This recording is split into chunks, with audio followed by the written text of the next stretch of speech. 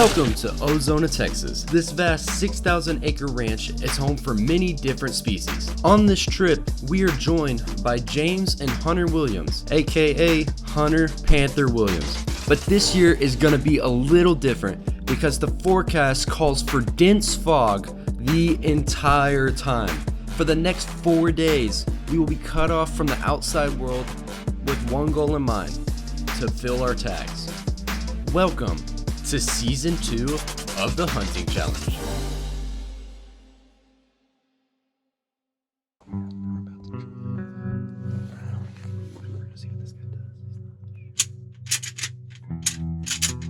The morning started off with us sitting in a blind.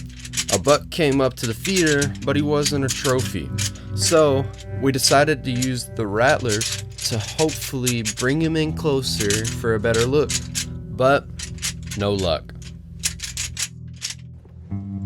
Wook decided to stay behind for the morning hunt, so we figured that we would be able to move a lot faster, cover more ground, and not make as much noise.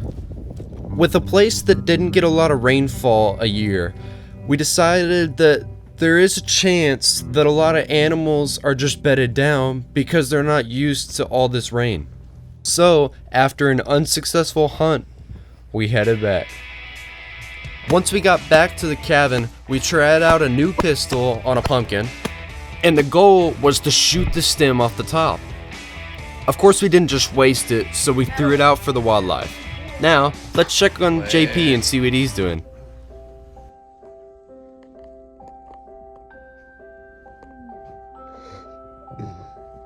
Payback.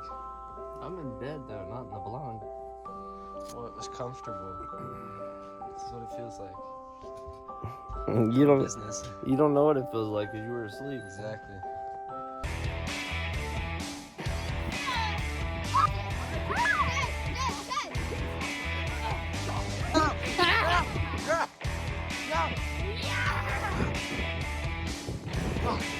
Eventually, the evening rolled around, and we headed back out.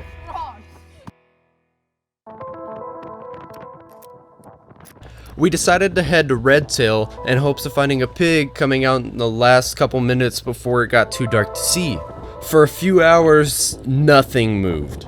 So there's not a lot of footage because nothing else showed up. But we did catch one thing.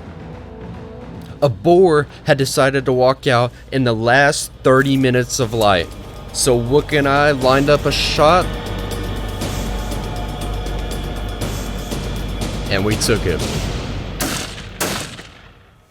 definitely hit him. There's no doubt. He's going back to the right. He's still running. That's all where he went. He's running He's far. going that way. We tracked him for a little bit, and we found him. Now, I've always liked ham over turkey for Thanksgiving, so it was a pretty good surprise.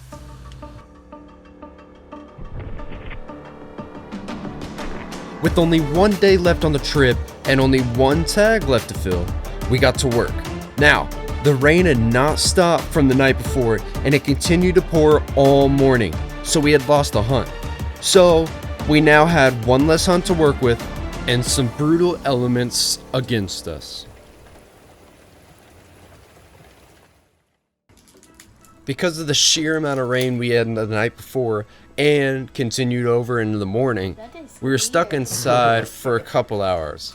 So we just hung out and enjoyed ourselves. Woo. Oh. Tastes weird. Can't eat it, huh? It's not spicy at all. It just tastes weird. But we all wanted to be out there hunting. So as the morning went on, we got a little bit of cabin fever. Now, Hunter's a professional stuntman, so don't worry about him. So, after getting some dramatic shots, we headed back out for the final hunt. Although the rain had died down, there was still plenty of rain. So, we had to stay in the car for a little while to make sure our equipment didn't get soaked. But we were still hunting, so the first time we saw a deer, we jumped out the truck and started to follow it. Now the tracks were easy to spot.